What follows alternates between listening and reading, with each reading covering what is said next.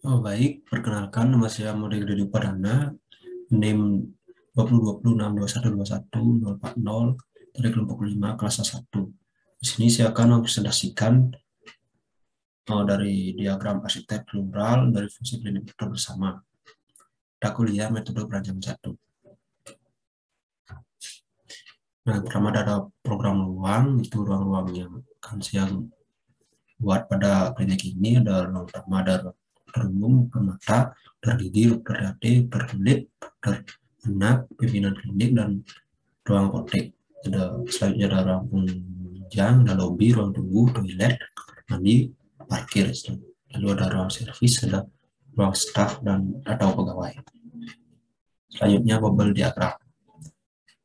Untuk bubble diagram dibagi menjadi dua, ada lantai 1 dan lantai 2. Untuk warnanya yang warna kuning ada merupakan publik, ada semi privat yang garis-garis hitam, ada privat yang warna merah, dan garis 2 merupakan dekat dan mudah dijangkau, garis 1 mudah dijangkau, dan garis tebal bersebelahan, dan garis putus merupakan tangga. Untuk masuknya ditandai dengan benda warna merah. Di lantai 1 ada ruangnya, terdapat ruang dokter umum, ruang toilet umum, ada ruang staff atau servis, ada kamar mandi, ruang kepala klinik, ruang dokter mata, dan apotek atau ruang obat. Itu semuanya berhubungan pada ruang lobi.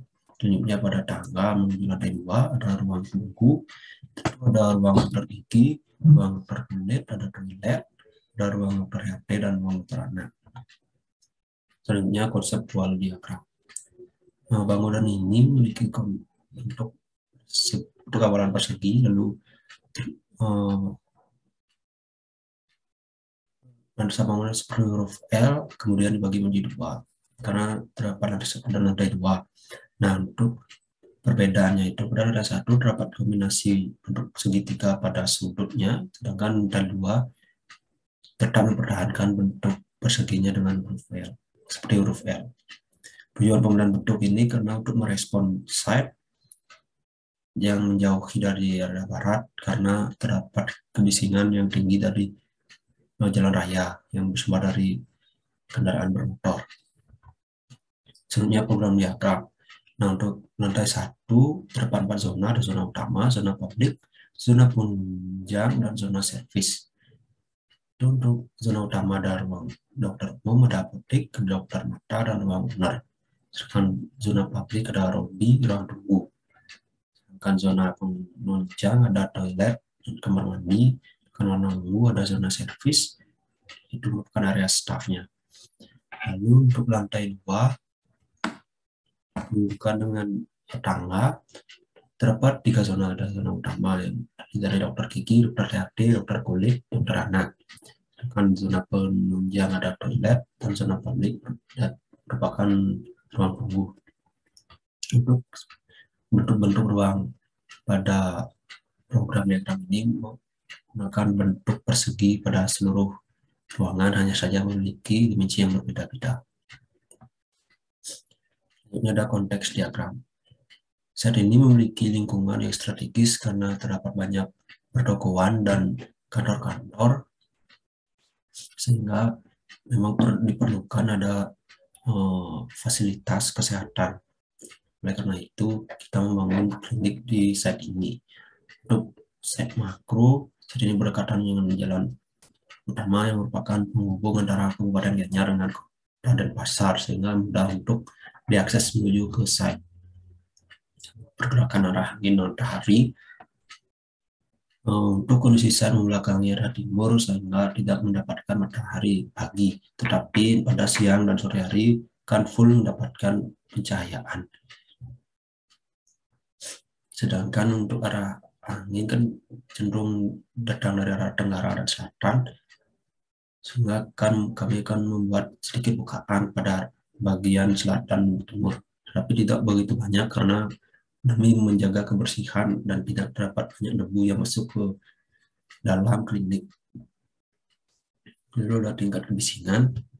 Nah, untuk kebisingan tinggi diakibatkan dari suara kendaraan bermotor yang berada pada bagian barat side, lalu kebisingan sedang diakibatkan dari sebelah utara yang merupakan tempat pementasan dari tari barong dan terdapat rumah warga.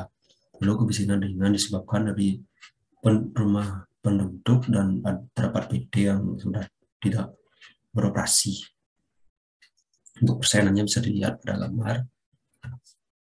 Selanjutnya ada struktur diagram. Untuk struktur diagram kita bagi menjadi 3, ada superstruktur, dan substruktur.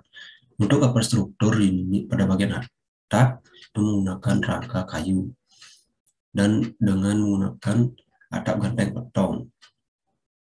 Sedangkan superstruktur itu terdapat kolom yang merupakan sebagai penyalur beban kepada substruktur atau fondasi, dan terdapat balok dan rem balok yang menjadi penyalur dari lantai menuju ke kolom dan disalurkan ke fondasi. Selanjutnya ada substruktur, itu bagian merupakan fondasi dari bangunan klinik yang dimana menggunakan fondasi tapak yang dimana dengan warna ungu. Itu memiliki kedalaman 2,4 meter dari slope dan untuk besar slope itu 25 kali 30 cm. Selanjutnya ada aksonometrik diagram. Saya lihat ada aksonometrik itu in dan outnya itu pada lantai 1 pada di bagi sebelah depan itu terdapat ruang tunggu, ada ruang praktek, ada toilet dan tangga menuju ke atas berada di pojok. Dan lantai 2 ada sama seperti terdapat ruang praktek, ada tangga, ada toilet. Selanjutnya ada skala diagram. Nah, skala diagram adalah terdapatnya elemen penunjang pada sebuah bangunan atau ruangan agar mempermudah kita dalam memproporsikan antara besar atau luas bangunan dengan skala manusia sebenarnya. Tujuan dari skala diagram adalah agar mengetahui sudah sesuai atau tidak ketika nantinya manusia menempati ruang tersebut agar tidak terjadi ketidaknyamanan nantinya karena kesempitan ruang terhadap aktivitas yang akan dilaksanakan. Selanjutnya, activity diagram. Activity diagram ada pengunjung, pada klinik ini ada pengunjung, ada staff, resepsionis, dokter, perawat, dan kepala klinik. Nah, untuk aktivitas pengunjung itu ada masuk, ada pendaftaran, pengantrian, mengantre, konsultasi dokter, penanganan pengobatan, pelunasan administrasi, dan pengambilan obat. Ada dokter, ada masuk, lalu absensi, mengganti pakaian, konsultasi pasien, menangani pasien, dan membuat laporan resep. Ada resepsionis, sudah masuk, absensi, mengganti pakaian, membantu pasien, dan mengurus administrasi. Itu juga seperti staf, kepala klinik, dan perawat. Selanjutnya ada sirkulasi. Nah, sirkulasi ditandai dengan 3 penunjuk. Yang pertama ada warna biru, merupakan sirkulasi kendaraan. Yang warna merah, sirkulasi pengunjung. Dan warna kuning merupakan sirkulasi staf pegawai. Dan untuk staf dan pegawai juga dapat mengakses seluruh ruangan. Jadinya staf pegawai itu dapat mengakses semuanya. Lalu ada plan diagram.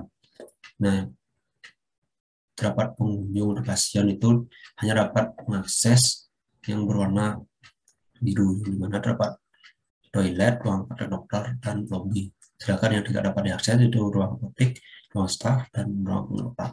Sedangkan stafnya dapat mengakses seluruh ruangan klinik, baik dari lantai 1 dan lantai 2. Sama dengan pengelola juga dapat mengakses semua ruangan. Selanjutnya ada mass diagram. Terinspirasi dari huruf L yang sesuai dengan diterapkan dengan pertimbangan untuk merespon set untuk mencapai bentuk tersebut kembali dengan bentuk persegi, kemudian dipotong pada satu sudut sehingga bentuknya menyerupai huruf L. Lalu geometri diagram dibagi 3. Yang pertama pada bagian atap yang memiliki bentuk limas dengan kombinasi bentuk menyesuaikan dengan bentuk yang membentuk huruf L. Pada lantai 2 terdiri dari bentuk persegi panjang yang digabungkan, dan lantai 1 terdapat bentuk geometri persegi panjang dengan kombinasi bentuk segitiga pada sudutnya. Baik, sekian presentasi dari saya. Apabila ada salah kata, saya mohon maaf. Sekian dan terima kasih.